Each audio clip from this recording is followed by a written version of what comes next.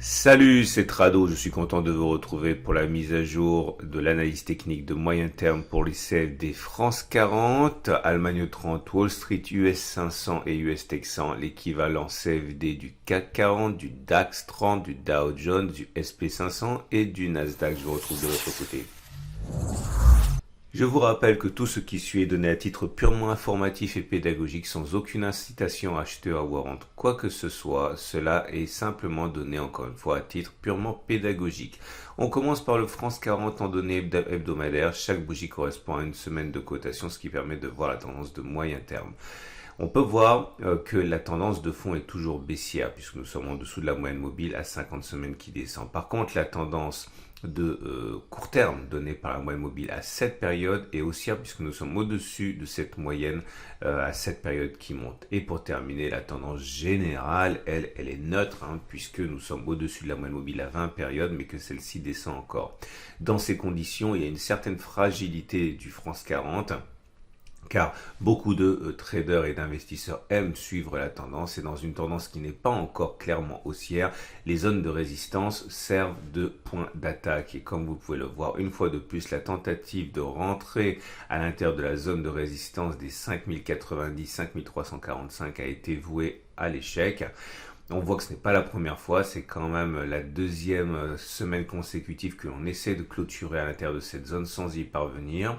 C'est une zone de résistance importante car il s'agit d'une zone de support qui a été cassée, qui a donc changé de polarité en devenant résistance, d'où les échecs successifs sur cette zone qui n'est pas anodine. Néanmoins, on remarquera que la pente de la moyenne mobile à 20 semaines s'est clairement adoucie cette semaine par rapport à ce qui se passait préalablement. Ça peut être un élément assez encourageant car si elle devenait haussière, vous l'aurez compris, la tendance deviendrait elle-même haussière en ce qui concerne la tendance générale. On passe maintenant à l'Allemagne 30, c'est-à-dire l'équivalent CFD du DAX 30 et on a un constat qui est assez intéressant puisque la tendance est maintenant haussière. Vous le voyez, la moyenne mobile à 7 semaines est ascendante et on est au-dessus. La moyenne mobile à 20 périodes, la tendance générale est également haussière. Vous voyez, elle monte maintenant et on est au-dessus. Et même la tendance de fond donnée par la moyenne mobile à 50 semaines est haussière puisque on voit que, bon, c'est pas évident, mais la moyenne mobile à 50 périodes commence à monter. Ce qui signifie que dans ces conditions, les résistances ont moins de chances d'être protégées par les baissiers. Elles feront moins peur aux acheteurs et il y a des chances, sans que ce soit une certitude, simplement une statistique, que cette résistance hebdomadaire des 12 913 1170 offre moins de difficultés à partir de maintenant aux attaquants haussiers. C'était une zone de support qui a été cassée, qui a changé de polarité, qui est devenue résistance et qui a été fortement défendue lorsque la tendance était clairement baissière. Peut-être qu'elle offrira moins de résistance maintenant que la tendance devient haussière. On retrouve le Wall Street maintenant avec un constat similaire. La tendance de court terme est haussière car nous sommes au-dessus de la moyenne mobile à 7 périodes qui monte. La moyenne mobile à 20 périodes est ascendante maintenant également, donc on est en tendance générale haussière. Par contre, la tendance de fond est neutre puisque nous sommes au-dessus de la moyenne mobile à 50, mais que celle-ci continue à être plate, voire descendante.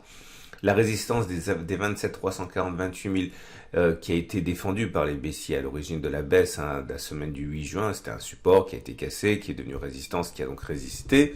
Et lors de la prochaine attaque, si elle a lieu, eh bien, on risque d'avoir moins de défense sur cette zone puisque, entre-temps, la tendance de moyen terme donnée par la M20 sera devenue haussière a priori. On passe à l'US 500 et un constat similaire. La tendance, par contre, est plus clairement établie à la hausse puisque la M7, la M20 et la M50 sont haussières. Nous sommes bien au-dessus.